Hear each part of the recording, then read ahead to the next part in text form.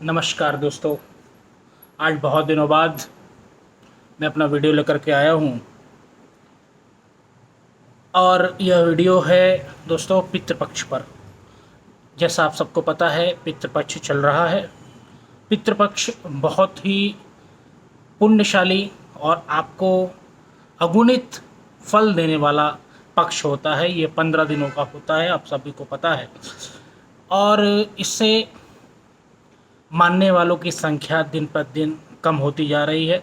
आधुनिकता के इस दौर में पितृपक्ष की अहमियत थोड़ी कम होती जा रही है, यह नज़र आ रहा है। लेकिन दोस्तों, यह ऊर्जा को बढ़ाने वाला, आपके समस्त समस्त अभिलाषाओं को पूरा करने वाला यह पक्ष है।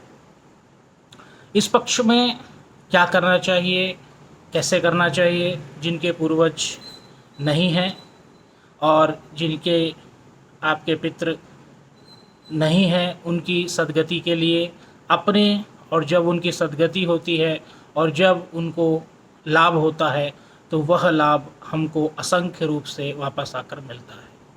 आजकल बहुत सारे ज्योतिषियों में आप देखेंगे कि पितृदोष है, यह दोष है, वो दोष है।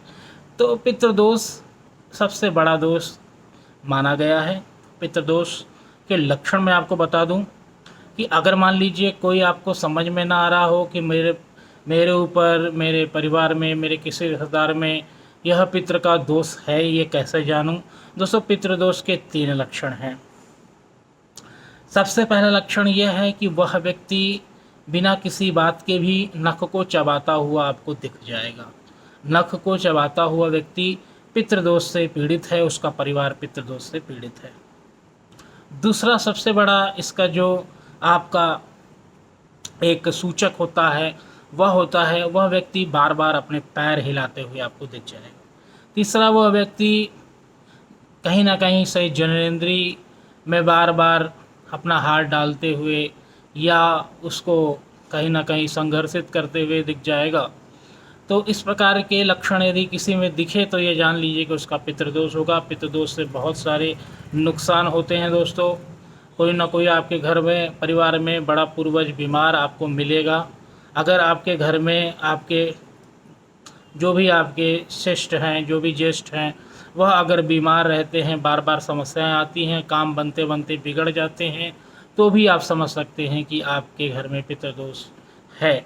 पितृदोष का अर्थ ये नहीं है कि केवल जो है पितृ आपके असंतुष्ट है, बल्कि ये भी बताता है कि अनइवन एनर्जी आपके घर में, जहाँ पर भी आप निवास कर रहे हैं, जहाँ पर भी आपका स्थान है, वहाँ पर एक अनइवन एनर्जी का फ्लो है। देखिए, बहुत सारे व्यक्ति होते हैं, कोई भी मनोकामना मानते हैं तुरंत पूरी हो जाती है। वह कुछ भी मन में सोचते हैं, उनकी मनोकामना तुरंत पूरी हो जाती है। कुछ ऐसे व्यक्ति हैं जो मनोकामना को पूर्ति के लिए असंख्य प्रयास करते रहते हैं, फिर भी ऐन वक्त पर काम बिगड़ जाता है।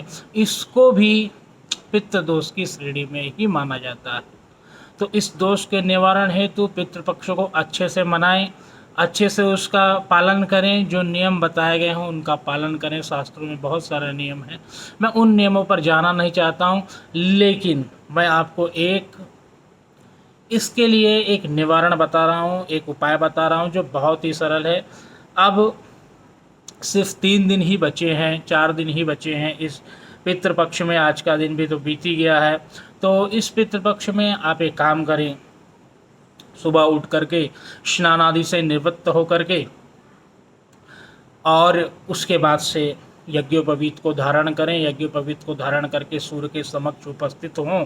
सूर्य के समक्ष उपस्थित होकर के एक पीतल के पात्र में जल ले लें, थोड़े से काले तिल ले लें और उन तिलों को भगवान भास्कर को दिखा करके समस्त अपने पितरों को सभी दिशाओं में आप जल को छिड़क दें और सभी घरों के जितने भी कोने हैं उन सब में भी आप ये लगातार 3 दिन करें।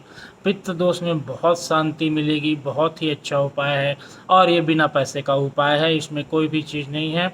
और अगर मान लीजिए आप इसको बड़े लेवल पे करना चाहते हैं तो फिर पंडित जी की शरण में जाइए। कोई जानकार व्यक्ति हो उससे आप राय मशवरा ले सकते हैं, वहाँ पर भी आप इसको कर सकते हैं। इस पितृदोष निवारण को मैंने बहुत सरल शब्दों में आपको समझाया है, उपाय बताए हैं, और इसके कैसे आप इसको देख सकते हैं, कैसे इसको समझ सकते हैं, वो भी मैंने आपको बताया है दोस्तों। तो यह छोटा सा उपाय आप करें आने वाले 3 दिनों तक लगातार सुबह उठ करके, और इससे आपको बहुत लाभ होगा। और आने वाले समय में तो माँ शारदा का नवरात्रा ही रहा है, माँ शारदी नवरात्र में आप सभी को बहुत सारे लाभ होंगे, और इन सब दिनों में बहुत सारे ऊर्जा के उपाय मैं आपके लिए लेकर के आऊँगा।